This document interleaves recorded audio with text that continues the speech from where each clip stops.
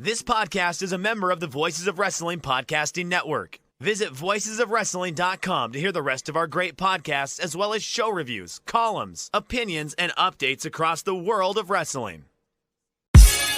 Competition starting to get thick, it's the click, so I hope you watch your A game. A man, no rain from the track when we unite and spit. This is an A game, better bring your A game. Competition starting to get thick, it's the click, so I hope you watch your A game. A man, no rain from the track. Hey now, it's the Mike and JD show, and I'm your host, Mike Gilbert, and the man himself is back. JD, by God, I lost his video feed there. I did. JD, are you here? Can you hear me? Yeah. I don't know what's going on. I'm having one of those nights tonight, man. This is just unbelievably frustrating. Just talk about yourself for a second. I'll be back. Okay. JD will be back. And I will talk about the thing that I like to talk about the most in this world, which is myself. And we will be having BJ Bethel coming on the show here pretty soon.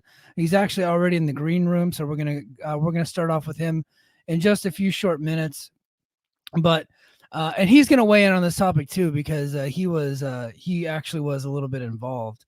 So I'm gonna go ahead and start the show off hot, and I'm gonna address my enemies. That is the main headline for the show. Mike addresses his enemies, and I'm going to go ahead and explain to everybody what happened with me over the weekend. Okay. I'm glad I'm back for this. Yes. Okay. So in the lead up to Slammiversary last week, Jordynne Grace went on, I think she was being interviewed by Sports Illustrated. So a big publication, a big website. And in that interview, she said, talking about Slammiversary, she said the surprises are going to be even bigger than people realize. Now, she is the only one at that point. TNA did not advertise any surprises. Typically, TNA, like on their show, will tease surprises. They had not done anything like that. So she was just saying it. She said the surprises are going to be bigger than people even realize. And then she goes on to say TNA and NXT do surprises better than any other promotion. Okay. So that's what Jordynne Grace said to Sports Illustrated. Now, in her defense, she is just promoting a show. She's being a promoter at that point. Was that a bit strong? Of course, it's a bit strong, but that's what you do when you're promoting a show. But when she said that, AEW fans took that because now TNA is in the culture war because they're in bed with WWE. So now they have to. They're part of. They're a part of the stones that are being thrown by AEW fans, the tribals. So because of that, AEW fans thought that she was taking a shot at them. And I was kind of having some fun with that. Me and Scott had a little bit of fun with that on last week's show. I had some fun with that on Twitter, kind of making fun of AEW fans thinking that everything is about them. That's what happened, right? So and then we get to Slammiversary, and match after match goes by. And there's no surprises. And then in the co-main event, as I predicted, Earl Hebner was there. And they did a Montreal Screwjob type thing where they teased it. And then, of course, Earl Hebner, instead of screwing over Speedball Bailey and getting into bed with Mustafa Ali, he turned on Ali, turned babyface in Montreal, got the big pop. And Speedball Mike Bailey, at the end of a very good match, by the way, was awarded the X Division title. And Earl Hebner was raising his hand. So he finally, after all these years, turns babyface in Montreal. Then we get to the main event, and the show goes off the air. Nick Nemeth, the new World Heavyweight Champion, and there's no surprises. There's no WWE surprises. Everybody that was advertised to be there was there, with one exception, Jonathan Gresham, who was supposed to be on the pre-show. Okay, so then me, Twitter asshole, actually, I'll double back. We'll go to the Brace for Impact chat. Now I'm going to give, those guys are always like dropping one-liners in there. We're all kind of busting balls. And I believe it was Dobby the Brain Heenan in the Brace for Impact chat said, man, if Earl Hebner was a surprise, Jordynne has to relinquish her title right now because that is bullshit. And I took that joke, and I'm a serial one-upper, and I was like, but here's the way I want to say it. Because I also want to tweak AEW fans at the same time. I'm trying to piss a lot of people off and just make myself laugh and make JD laugh and really pop the boys in the Brace for Impact chat. And so I said, and here's I'm gonna pull up my tweet. Okay. And then what I'm going to do, I'm going to do something that I have vowed never to do in my entire adult life, because I feel like my heroes, Richard Pryor and George Carlin, would be ashamed of me. But I'm going to explain comedy to people. Okay. Because we got a lot of stupid fucking people in this world that don't understand jokes. Okay. So I said, according to Jordynne Grace, the Earl Hebner surprise was as good as Bryan Danielson's AEW debut at All Out. Because Earl Hebner was the big surprise reveal. Hope she becomes a jobber in WWE now. That last line a little stiff. Little stiff. Little stiff. Admittedly, that's a bit stiff. Okay. And so Jordynne claps back at me appropriately, by the way. She is allowed to do this. Okay. She said, never said this, but do apologize. Thank you for your apology, Jordynne. I appreciate it. She said, but do apologize for the lack of surprise. Could have never predicted a global tech outage, canceling thousands of flights. Several wrestlers, including my husband, could not make it. Well, in actuality, Jordynne, only one wrestler couldn't make it that was advertised. That happened to be your husband. Everybody else showed up to work that day. But I regret trying to hype the show with a statement. Sorry, guys. And again, apology accepted, Jordynne. I really appreciate you, admitting where you were wrong, and you were clearly very wrong. Now, comedy. Okay. Did she say the exact words that I said? No. But I also didn't put that in a news report. I didn't put quotations around it. I was making a joke at the expense of AEW fans who thought that she was talking about them in the tweet or in the story that she said. And if you take what she said, where they do surprises better than any other promotion out there, you could connect the dots to say that surprise that happened at Slammiversary was as good as the Bryan Danielson surprise at All Out. That's the joke, dummies. That's the joke. And then me saying, I hope she becomes a jobber in WWE is what we call a mean joke. That's just me being a dick for laughs. Okay. Now, Jordynne quote tweeted me appropriately, clapped back at me, and I have no problem whatsoever with Jordynne, with what she said. Her quote tweet I thought was completely fine. She explained things. She, got some of her attack dogs on me. I can handle that. When I'm saying those things on Twitter and I'm kind of being a jerk, I open myself up to stuff like that.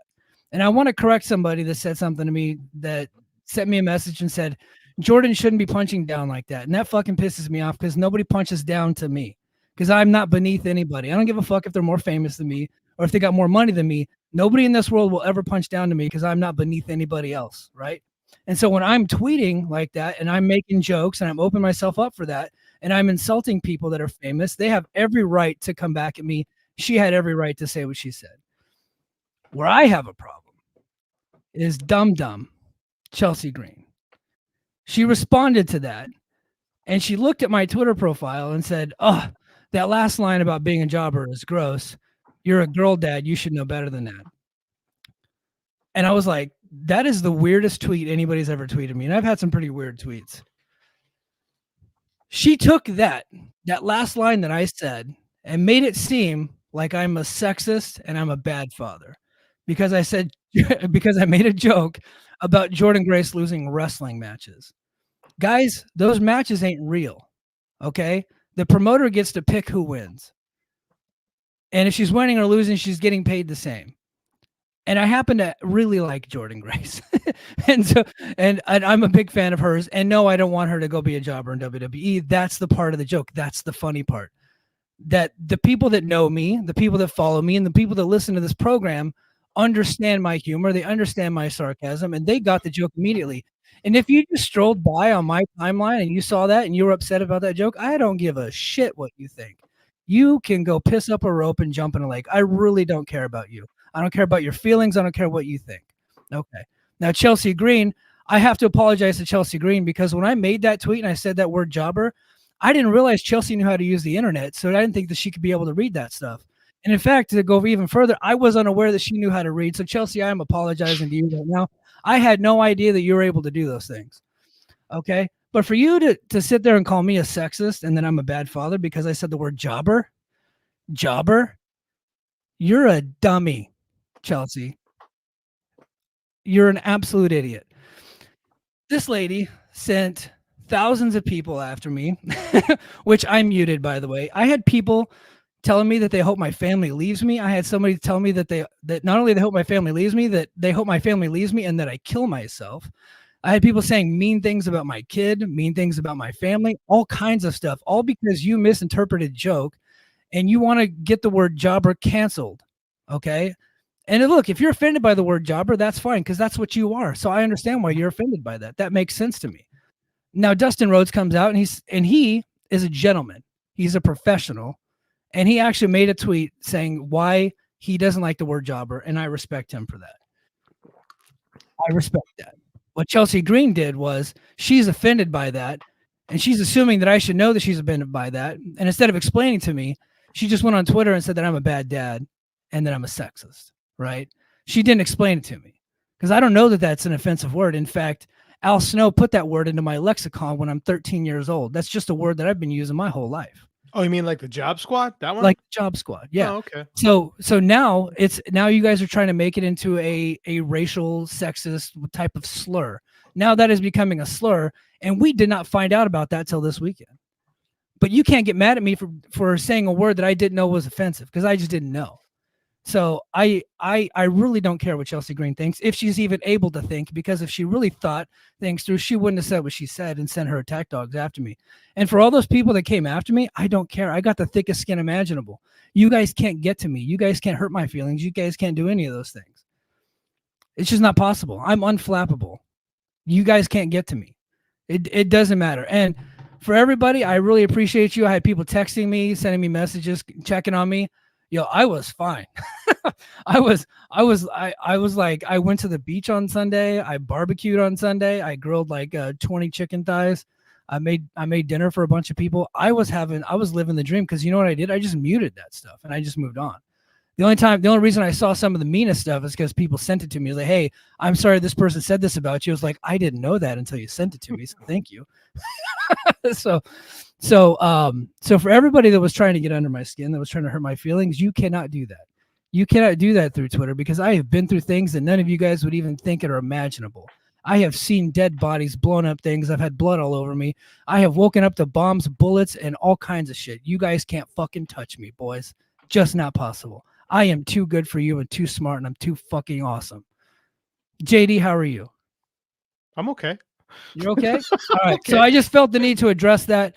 And a guy that was really went to bat for me, and I wish he didn't. And I'll explain it. BJ, I'm pulling BJ up on the show. You know, BJ Bethel, who is too good for any of this stuff, really went to bat for me on Twitter, and I wish he did, and I wish nobody else did, because when I'm fighting these battles, I don't want other people to get caught into my mess that I create, and I create a lot of messes because I'm trying to be hilarious. And at times I think I am, and sometimes I'm just not. So I do feel bad for BJ jumping in there, and then all of a sudden her attack dogs went after BJ. But I get the feeling that BJ has some thick skin too, and he can deal with it. Actually, you're right. I regret ever jumping in and helping you out. I don't. You know what? We've been buddies on there for a while. Same with JD. I'll defend anybody, and that was a crap comment what she said. And I mean, I've had so many people try to cancel me, I've lost count. And what she said is she tried to imply that you were a bad father because, you know, you did your little thing with Jordynne Grace, which was, you know, purposely hyperbolic and sarcastic in a joke. And of course, you know, people with millions of Twitter followers who make hundreds of $1,000s a year don't have thick enough skin to take it.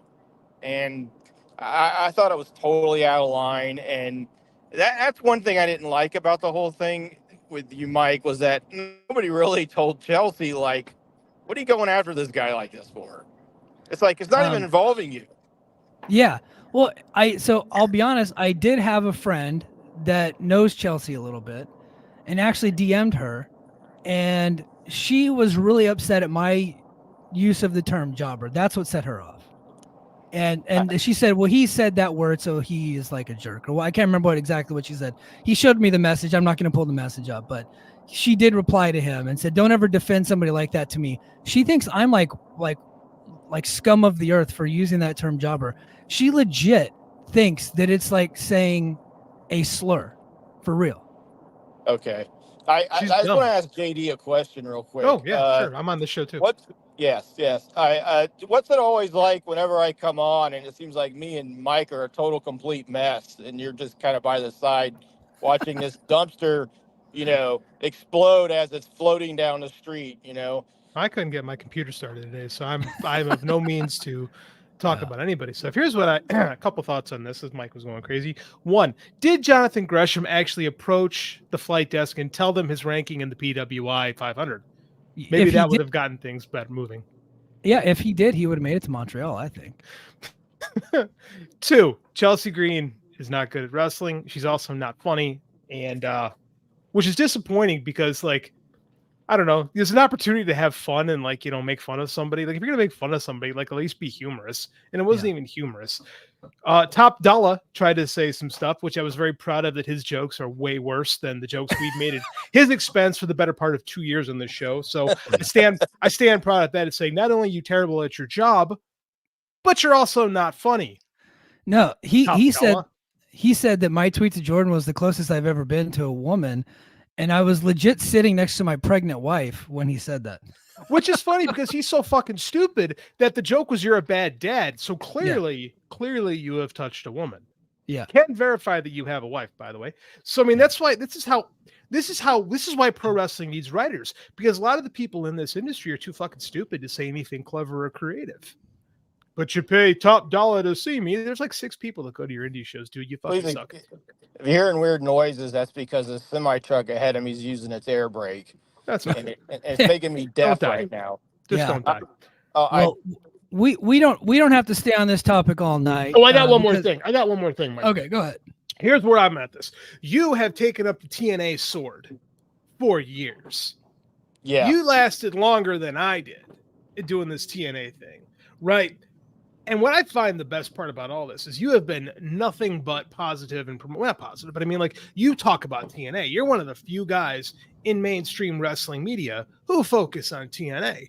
But you got here's what the funny part is: you were trying to make fun of AEW fans, and you wound up calling down the wrath of WWE fans, the worst of the bottom feeders, the worst troglodytes that Twitter has to offer. Like, the lowest of the low now hate you. And I just find that superbly ironic that you were trying to make fun of the other side of the tribalism and wound up becoming public enemy number 1 of WWE fans. So, like, you have officially become a victim of this TNA NXT relationship because you aren't, I don't know, cool enough or something. I have no idea. You are now public enemy number 1, and I just want to enjoy the moment. I pissed off a lot of people with that tweet because I had TNA fans coming after me too, and I had some TNA fans defending me in the thing, but I think everybody can agree that jobber line was stiff as shit. I read that really hard, man. I read that. I'm like, I said, "Damn, Mike, that's harsh." Like, it's pretty stiff sometimes, but that was harsh. Well, it's one of those things. It's like, it sounds hilarious in my head, and then I send the tweet out, and it's like, oh, fuck, that was kind of mean, actually. I was like, in my head it was innocent, and then when it gets on Twitter, it's like, shit, this is kind of mean. And then I was thinking, I was like, Jordynne might come across this, and I was like, she won't. And then I go to bed. And I wake up and all hell had broken loose because naturally she saw the thing. Because look, she knows who I am. I'm one of their names. You didn't. And she knows. What's that? You didn't tag her, did you? No, I don't tag. I never tag her in that stuff unless I'm saying something positive. I will never tag somebody and say something mean to them because I just think that's like weird behavior.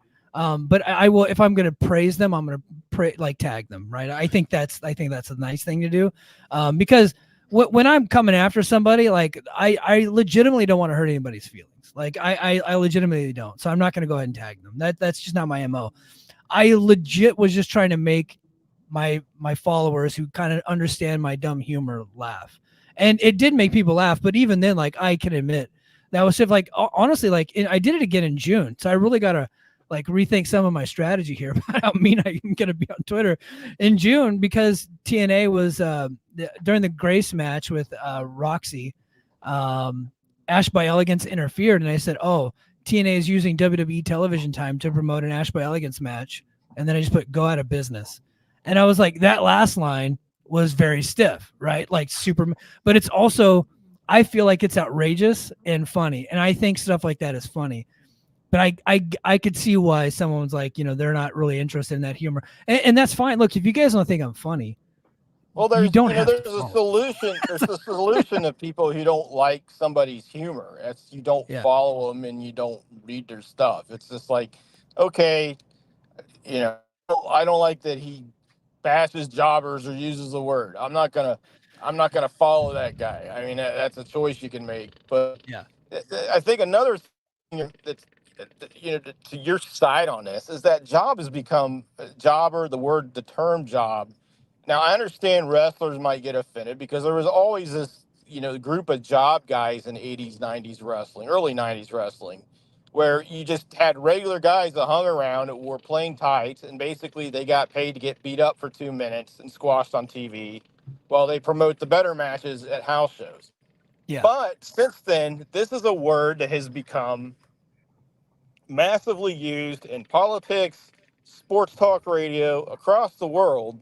So it is not to the major mainstream, it's a term that people use. And so for them to say, I find this some kind of upsetting term, I mean, you're going to have to get upset at a lot of people, even outside the wrestling world, if you're going to be mad about that. And to me, it's like, I don't know. Maybe she was having a bad night. Maybe she was sore from, I mean, that was a hell of a bump Chelsea took off off the ladder on those tables. I don't know. But Yeah. I'm glad you stood up for yourself, Mike. I don't think, I think it's Twitter, Yeah. What else can you say? So, Well, and it's real. It's if you don't know me, I could see how I could be off-putting. I get that, and I open myself up for that, and I you're happen to be also, okay with it. Look, people are like, "Oh, well, you can't make jokes anymore." Yeah, you can. It's whether or not you're willing to deal with the blowback when it goes wrong. I'm willing to deal with it. What I don't Yeah. like is my friends getting involved and then people coming after them. And so my message to people is, if you see me drowning, just know that I muted that tweet and I'm not reading any of that shit. Oh, I didn't.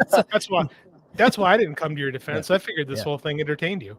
Yeah. Hey, BJ. Well, so the you real had a lot of reason fun why with it. we brought you on, and I think a lot of people are in the chat. They're already starting to talk about it, and I want to get some of your insight. I actually earlier this week did kind of like, I'm not really doing aggregate articles. I don't really like that term. I'm not doing that. Oh, that's not a slur, by the way. Aggregator. It's not a slur, but I'm not doing that. But I did take to like the free tier on our Patreon and kind of commented on one of your articles and use it as source material for one of my own articles. So earlier this week on SE Scoops, you kind of broke the story that AEW and WBD had an agreement in principle. And kids, if you're listening to this, wrestling fans specifically, if you're listening to this, Google the term in principle, and I'm sure Uncle BJ is going to explain it to everybody. That does not mean they have a signed agreement. That does not mean that they have a deal locked into place already. It means it's in principle. But it looks like they're going to be staying with WBD for the foreseeable future, unless something significantly drastic happens. Yes. They're really, really close, and it's pretty locked down. And my just to be clear on this, my sources aren't from WWE. Okay. Yes. Which apparently it's turned into this whole thing where Brandon Thurston asked Tony Khan about my article, and then Tony went off about, because I guess people in WWE PR, probably Chris Legento and Nick Khan, from what I've been told, have been, and I wasn't told this by Brandon or anybody else. This is from other people that they've been trying to spread some disinformation or negativity about AEW's upcoming TV deal. This is old hat WWE TNA fans. You remember this stuff from the 2000s and the 2010s, but to get back to the real story is they're very, very close to a deal, and it is a very, very good deal for AEW. I haven't talked to anybody at AEW about this. I've talked to people in the TV industry that are very familiar with a lot of this, and it's going to be a good deal for them. Now, I don't know when it becomes official. I don't know if they have anything set in a date for when they're going to sign. I don't know if it's been lawyered all the way through. I do know they have a deal in principle. And when I say principle, I don't mean the guy running your middle school. Um, I mean, they have something they've kind of shook hands on and say, okay, those terms sound good. We'll work from there. Okay. Yeah. So if you're an idiot listening to this online and Get a you lot want of to those. call me a pedophile over it or whatever the hell it is, go get a dictionary and spend the next 5 years of your life reading it, I because thought you were going to tell him to go get a dick. Yeah, go get one of those too. Yeah. But Yeah. I And, just I don't want to be I don't want to be like well, crazy over BJ, this, but it's like it's easy. It's a deal in principle, and it's like Yeah. it doesn't mean anything about WWE. It doesn't mean anything. It just means they have a deal in principle. It's news, you yeah. know, and it's a It good means thing because they both sides have an idea of what looks right for them, right? And yeah, they're yes really they close do, to putting pen to paper. and, But and it, BJ, I do want to clear the air on this, because I had some people tweeting me like, "Hey, BJ's your friend. Did he say this?" And I said, "No, he didn't say this." But and Sean Ross Sapp never said that you said this either, but he did an article for Fightful, and he said that there are reports out there that a deal is imminent. But I can confirm that is not the case. BJ, you never said that a deal was imminent, correct? no, I have never said that because I don't know when it's going to get signed. I mean, they got the Olympics ahead. From what I know, Warner Brothers Discovery is a small office, and they still have the team. They still have the NBA thing they're trying to figure out. Obviously, the NBA rejected that offer today. That's probably going to go to court. That's a big thing for them to handle. And there's the Olympics coming up. David Zaslav's supposed to be out there. Sapp reported that, and so's Tony Khan. You also have football training camps that just started this week. You have the Ring of Honor pay-per-view coming up. There's a lot of things that could happen that are happening right now that could keep this from happening, like a signing being imminent. I mean, it could go into September. But I have enough, but I've been told enough and sourced it enough to know that they're really, really close to a deal. It is in principle, and it's not signed. It is not official. It has not been notarized. It has not been stamped. It's nothing like that. They have a deal in principle. It's a very, very good deal. It's a deal, I believe, from what I've been told and what the people involved have been told, believe will happen. When this is all said and done, they will end up having content on Max, the streaming service.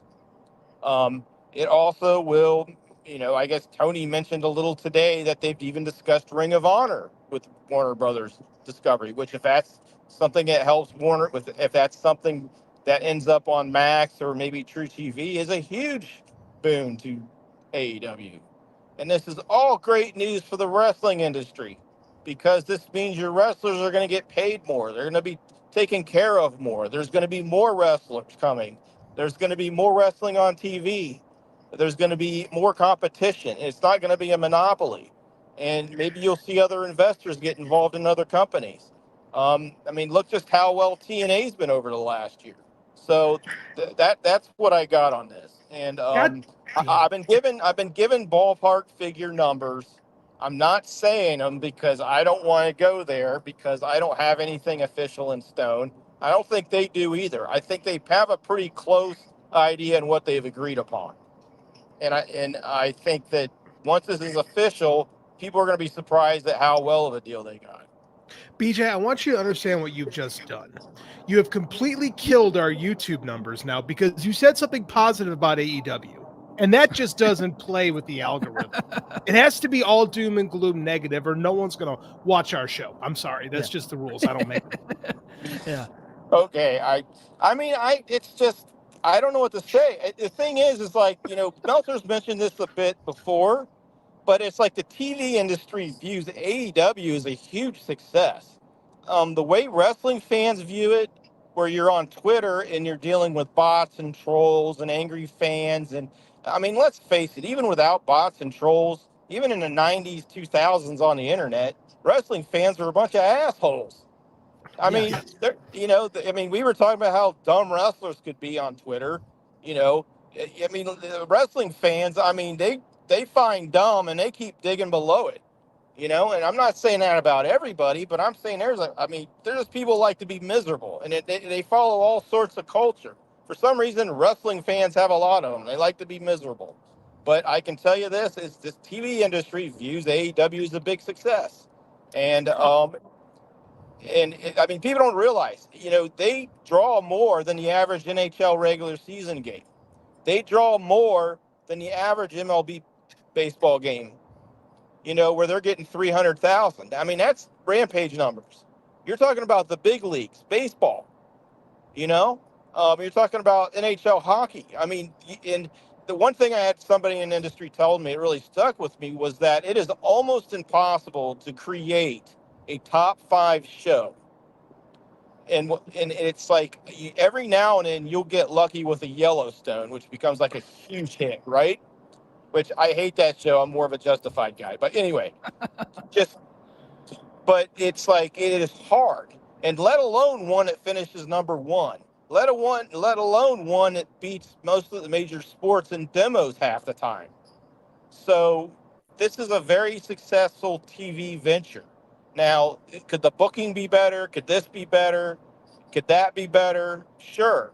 I mean, that's part of being a fan and discussing it and all that, and part of the internet era. But I mean, just strictly speaking about the deal and in the company, it's been an overwhelming success as far as TV people see it. The problem is that we have so many people that can't leave the Attitude Era. It's guys like Mike and I's age, right? It's people that grew up in this WCW, one WWF, Monday Night War. One has to be better than the other. One has to be winning, one has to be losing, and the losing has to die. Right? It's very Highlander. It's very Highlander on the internet. So I mean, like, we can't just exist, and find me another startup sports league that's had this type of success, right? You can't say for the USFL or XFL. I can tell you this right now, talking to not TV executives, but people that work in that realm. To go back to find something that's as successful as a startup, you have to go back to Melrose Place, which was pretty much the first venture of Beverly Hills 90210 and that production company. And they were becoming like the number 1 show on on network TV. That's where you're at with AEW and cable. If you're talking sports leagues, you got to go back to the AFL in the 1960s, which was, the competitor to the NFL, and was, they ended up merging in 1970, but it was a huge league at the time. That's like been the only successful secondary sports league. And in all that time, maybe the USFL had some bright spots here and there, but Donald Trump ultimately killed it. I think UFC would kind of fit the bill there, but although they didn't really get on the cable until like 05. UFC didn't have anything that could, like, even UFC was its own thing, though. UFC is a combat sport of its own, mixing martial arts. It was in an octagon. It was not. Now, if it was, let's say, taking on boxing, like they were going to have their own boxing style and do something like that, then you could say that's a secondary company. Oh, but okay. I see what you're comparing it to. Okay. I'm comparing it to having there's a larger company and then there's a challenger brand or a challenger company. As far as a challenger company or a startup, it's been very successful.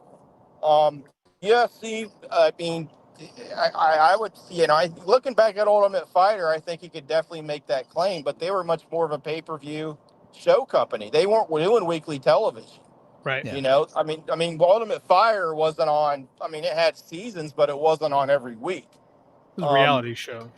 Yeah, it was a reality show, and it was a great reality show. The first season is some of the best TV I saw in forever. But it's been successful. Now, does that mean, that the company doesn't have issues? No.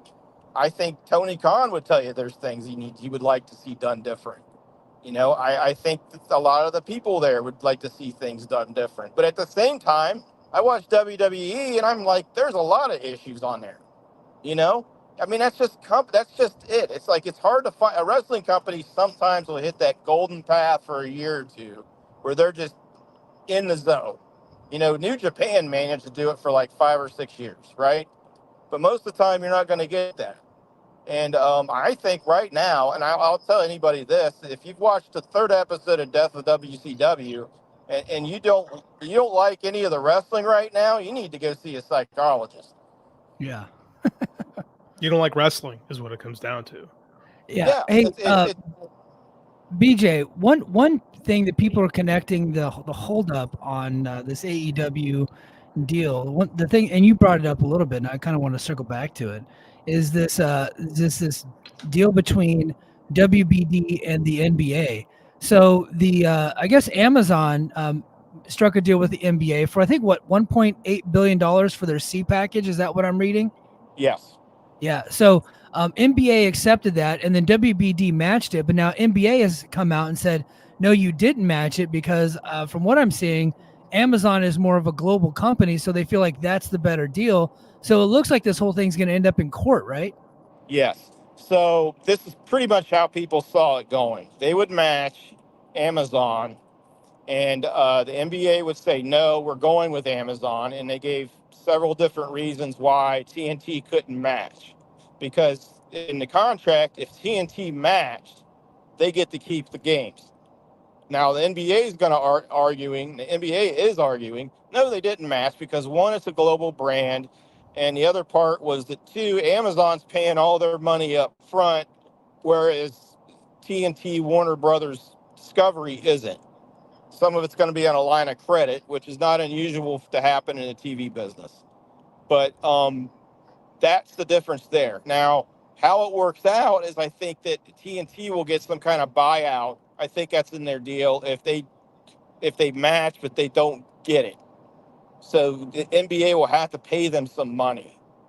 I believe that's how the terms work. But people are asking, what's going. I mean, everybody knew ahead of time and has said this forever. And Dave Meltzer's bringing this chorus for a while, which was, even though this is really screwing with the wrestling companies, the NBA deal was going to get done first before there would be an AEW deal. And it was going to be hard for WWE at that same time. They were really wanting Amazon too. They ended up getting a really backloaded deal with Netflix. But they got a lot of what they wanted with that, which was global exposure and a lot of money. But it's this is just kind of how it was going to work out. Plus, I don't think people realize this. Turner's office right now is much different than it was back when AEW started. I mean, this would have been done. This kind of deal would have been done probably a couple months ago when everything was quiet, and it would have just been announced one day. I mean, they kind of did that on their first renewal, which was like 3 months into the birth of the company, which is something I've never seen. And is a huge accomplishment, but and of course they got more money last year. But it's just Zaslav's different, the office is different, and there's also a lot of different things happening. There's a strange corporate culture in the history of Warner Brothers that stretches back decades, that it's like no matter who runs it, no matter who's in charge, things are always backwards, and it's always kind of a disaster. I've joked with Mike on this show numerous times about the countless billions of dollars that have been spent on unmade Superman movies and stuff like that. It's like no matter who's in charge of Warner Brothers, no matter what iteration is, there's always seems to be issues. And this dates back to the merger with Discovery and Warner. And Zaslav comes from Discovery. Like, he made his bones with Dr. Pimple Popper and whatnot. And he is largely looked at as one of the worst executives in this. He was so over. He's so over his head when it comes to stuff like running a studio. Warner Brothers has been a disaster since Zaslav took over, right? Yeah. It's been the one shining, like, I think they had a couple, like last year was a decent year for them. They had Dune 2 and Oppenheimer were successes, in Barbie. Like, they did good with that. But before that, complete and total disaster. DC has been a complete nightmare for them. They've had to reboot it because things were so bad. Like, and this again, the regime before didn't do a great job either. It's just the people who are running Turner seem to have their stuff together. Now that's not the case. Like, Zaslav, that seems to be kind of this seems to happen today. You talk about going all the way back to Jamie Kellner and Warner Brothers buying Turner. It's just that Turner has their stuff together, then they get bought by a company that doesn't. And it turns out that maybe Turner should have been the company that bought out the other one. Well, that's the It's thing. like, why was Discovery buying Warner Brothers? Turner. Because it's like, that doesn't make sense to me. It's well, like, why what was happens, AOL buying Warner Brothers? That should have not been that way. It should have been the they other were way around. the stronger company. It's a stronger company typically take when you have these mergers. Yes. The company that's technically worth more money tends to run the show. And at the time, like we'll go back to 2000, AOL was a monolith in the world. Like they made so much money so fast. Remember, Mike, when we were kids, you would get AOL discs in the mail. Yeah. Like, hey, here's AOL. Here's AOL. You have AOL now. Like, but again, that merger was a complete disaster, not for Turner or Warner, but for AOL. The AOL completely died off that, and eventually it was spun out, and we get to where we are now. Turner wasn't exactly, if you read the Nitro book, which has its flaws. Guy Evans, I think, did a decent job talking about Turner corporate culture. Turner corporate culture had its issues too. So it's like no matter who's kind of at the helm of this, it's always been kind of a disaster. We're not exactly talking about Disney here, realistically speaking. And I think we're also in a period where all these major companies are struggling because they even though they had the keys to the faucet, they tried to get into the streaming game and these massive contract for content purchases where you have like somebody spending $1 billion for the Friends catalog, and it's completely, that kind of mismanagement is really just hurt these studios. It's ironic that you were talking about how badly the DC universe has been mismanaged, and The Rock was a huge part of that. And now he was. Now he's over there helping run TKO, and I mean, I honestly think that kind of culture, I think that massive culture, because if you look at Marvel, once you get further away from the Marvel Studios days and more closer when Disney was more in control of things after they bought it, and you're getting away from that first kind of prototype they built, it's unquestionably worse. And I just think there's just too many people. There's too many cooks in a chicken when you're doing these things. And sorry, but it's like that's the biggest problem they have right now, and that's one thing I think is important for AEW getting this deal, is because there's not a lot of money people are wanting to spend, and you're looking at companies that are kind of very much in flux. So, them being able to get a 4 or 5 year deal right now, and a good one, is great news for them. And people trying to say it's just matching what they were getting last year after they added Collision, that's just stupid. I mean, if people are actually reporting that, I mean, maybe it's coming from WWE PR, like Tony said. I do know that some places, I remember the Torch reported from WWE sources that CM Punk was going to AEW. I mean, this has been a thing going on for a while. And I'll just say this as a reporter for a long time. Don't listen to the competition. Don't write based off what the competition tells you in the story. Find somebody else that's either neutral or knows what's going on or you trust, and go from there. And I think he's got a right to be angry about that. But at the same time, it's like, this is just taking so much. It's taken so much focus off of what, of enjoying the product or even the time we're in, that it's insane. It's this rush to be first, right? Especially with so many wrestling reporters who don't have training in media ethics or understanding how to source material, right? It's this idea that we have to run based on a subscription-based model, that we have to get the scoops, the Z out as soon as humanly possible, regardless of whether or not stuff is real. And WWE PR, we're talking about sharks, man. They know that if they get 2 weeks of people tweeting about how it's a worse offer, that's going to become the narrative. And then then reality doesn't matter. All that matters is who shapes the narrative. Yeah. And they really have I covered the Russian disinformation campaign back in 2015, 2016. And, a lot of people believe this thing never happened. Well, it did. I mean, people got convicted and got prison time for it. There's evidence of it. I wrote about it for the Sydney Morning Herald. And corporate culture was already dabbling in that, and they've really come to perfect it. And I mean, if people were like, well, why would Elon Musk buy Twitter and sell, use every dime he has in his fortune? Well, because there's ways to make money off that. I mean, it's a great service if you're a corporation or you're a political entity and you want to get a message out, or you want to manipulate behavior or something, which is what marketing and advertising basically is. And I'm not trying to sound conspiracy minded or anything, but it's a good tool to do that. And if you look at how, it's a legitimate thing. WWE's loaded up Reddit with so many of their own mods, and it's so much of their stuff can be traced back to them. And there's a real reason why. I mean, look at the Fast Nationals every week.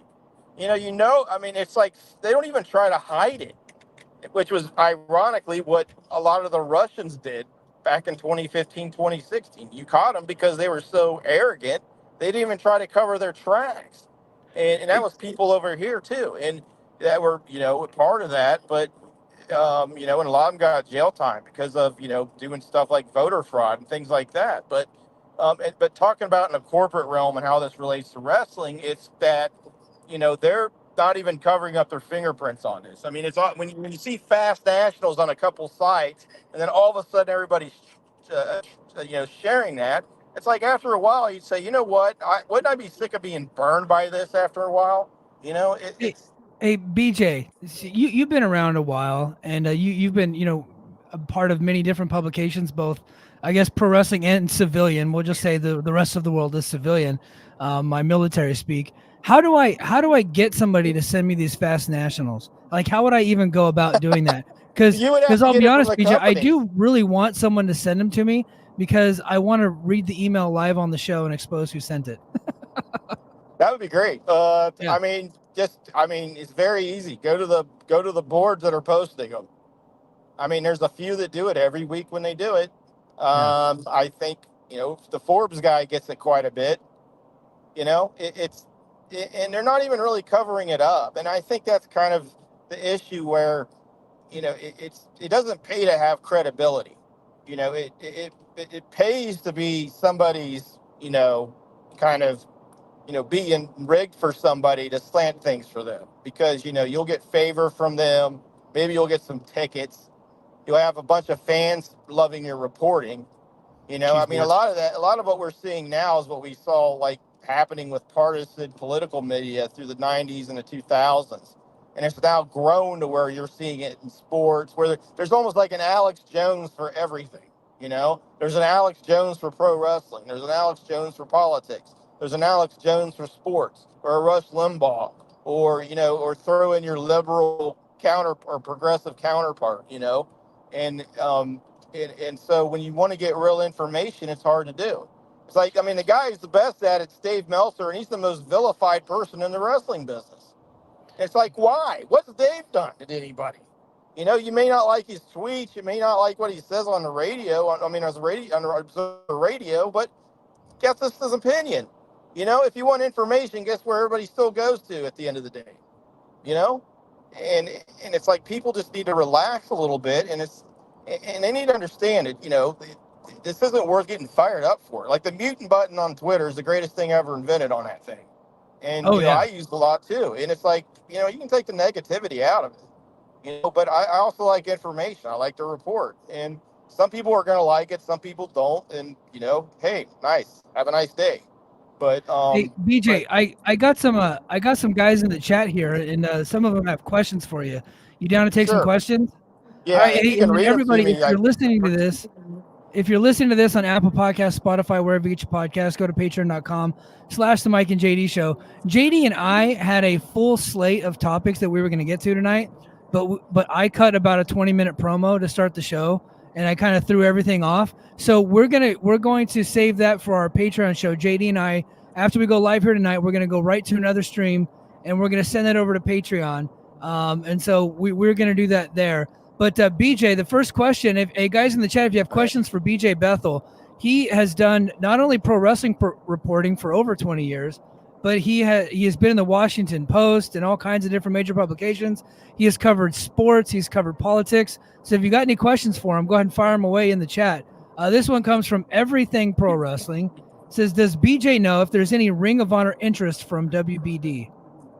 The only thing I've heard is that Tony says it has been a discussion. He said this during the conference call today, was they have discussed this with Warner. The fact that they are talking about it, to me, is good. I don't know what will come of it.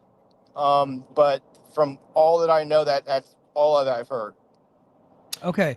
This one comes from the King of the North. He is the king of all Canada. He said, Ring of Honor potentially getting on TV sounds like a great thing for TNA too, does it? It depends on the kind of deal they get. I mean, if Ring of Honor gets, if it comes public that, let's say they get, oh wow, they were worth such and such millions of dollars to Warner to put on True TV or Discovery, yeah, that'd be a huge boon to TNA. I think that, I think the more players that are in this, and with sports, I mean, it's right now live sports is all, and there's got to be an exception to that. And right now, pro wrestling's the good one for it. It gives you programming 52 days a year, or 52 weeks a year, Yeah. But I'm getting my calendars all mixed up. But yeah, I think it'd be great for TNA. I think TNA's done such a good job running over the last year, especially with what Scotty D'Amore put into that. I think they're in a good position if this happens. Yeah. We actually got a question from Scott Steiner. I don't think this is the real Scott Steiner. And Scotty, I'm going to read your question, but I'm going to tell you right now, BJ can't answer the question, but I'm going to go ahead and fire it away anyway, since you took the time to type it. Said, this is from Big Papa Pump, Scott Steiner, brother of Rick Steiner, uncle of, what the hell's that kid's name in Braun WWE? Breaker. Braun Breaker, yeah. He said, is the deal in the 125 to 150 million a year range? Fittingly a math question. Yes. I'm not answering any math questions. There you go. Yeah, I didn't think. Look, I heard some numbers from like 2 or 3 different people earlier in the week, and they were a little bit above that. So, but but who knows what the number really is going to be? I think the shoe with the NBA has to drop. They will be very, very happy. If you're an AEW fan and you're AEW, I think it will be very happy with this. The numbers don't lie. That's right.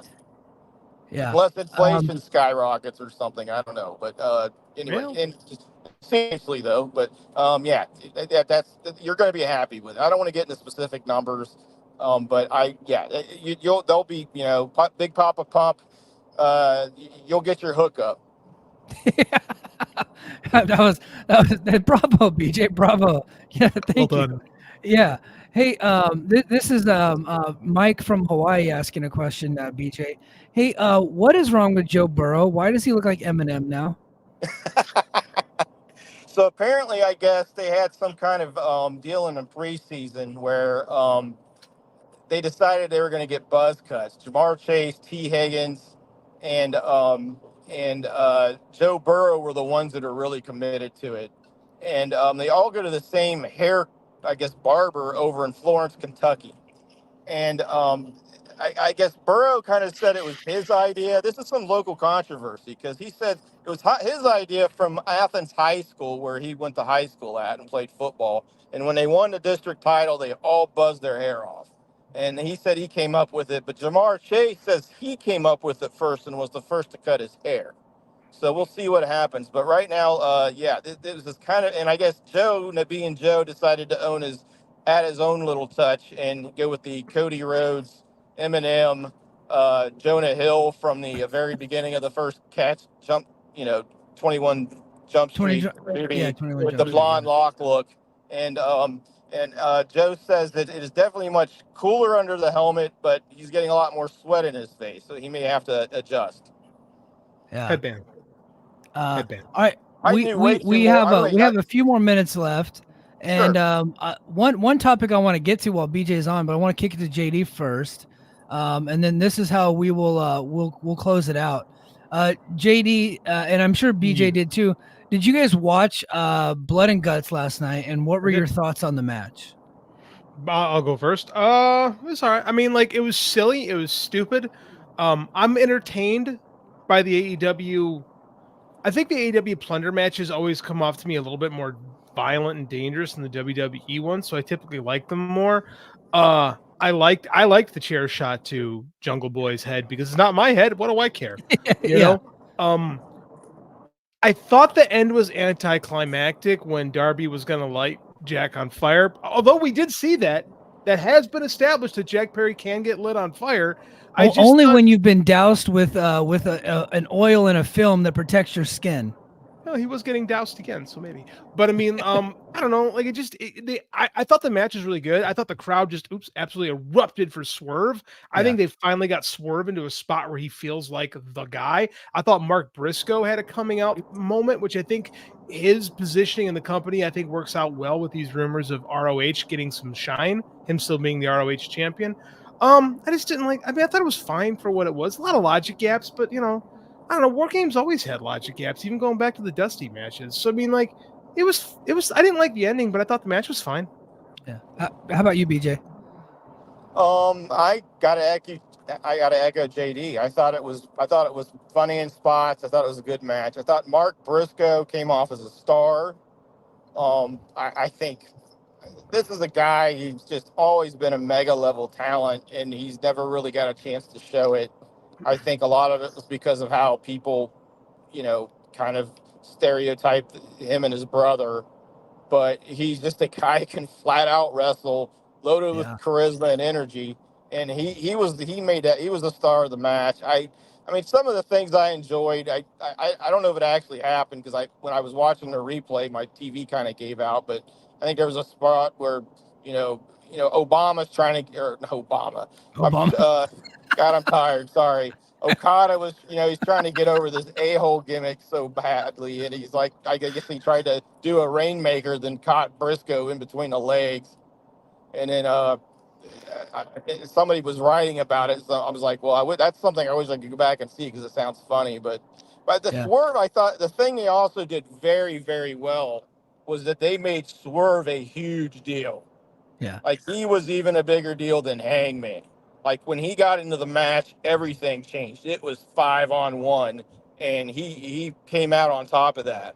And he's really becoming a strong champion. He's really becoming a star. That's one thing I think they've done well with him. And I think one thing that's attributed to that is because he's with Hangman.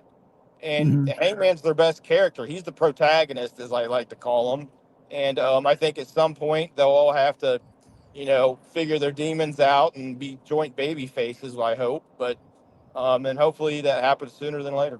Should that be the all-in match, JD? Should that have been the all-in match? No, I don't think so, because I think you got Danielson. I wish Danielson cared about this match, quite frankly. On paper, it makes sense to go with Swerve and Bryan Danielson because you're trying to sell tickets. Bryan Danielson's a legend working toward retirement.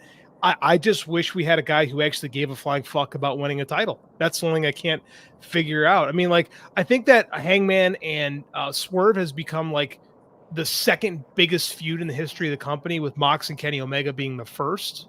Yeah. So I think that it's reached that levels.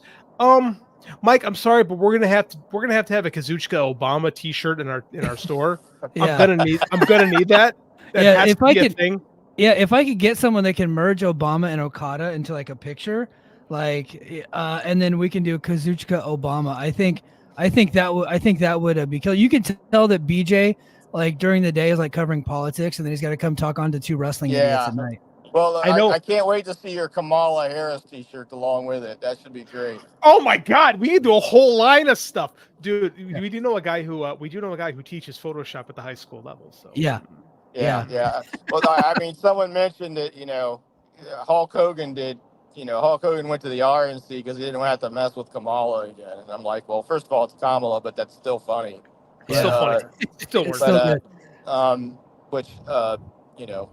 But I think I think the all-in build's been. I really don't like Danielson's attitude through all this. I know he's trying to be himself and all that, but he's got to show more. I mean, maybe this is part of how they're working this main event. I don't know, but I mean, with Swerve, it's I think it's important. I mean, because obviously, I think they're going to put the belt on Danielson. And I think that if they don't and they keep it on Swerve, it doesn't help him at all if Danielson doesn't give a damn. You know what I mean? Yeah. It doesn't help Swerve at all. He's got to be up for this in character. And maybe this is something they're doing as a storyline. Maybe we'll figure it out. Maybe he sneaks into Danielson's house and starts dropping T-shirts on, in his kids' rooms. I don't know. I'd watch that. But which I hated that. I love the angle that came out of that. I hated that at first. It was cheesy garbage, but I don't know. Maybe we'll see what happens. King of the North has a good point from the chat. He said he thinks the girls have kind of carried the build to the pay-per-view. And I gotta say, man, I don't think he's that far off, if at all. I feel like Mariah May and Toni Storm, and then of course Britt Baker and Mercedes Moné, who now has Camille Brickhouse in her corner as like her heavy, who I really loved in Beverly Hills Cop 2. I thought she was great. Did you see those two at Comic Con today? No, I did not know.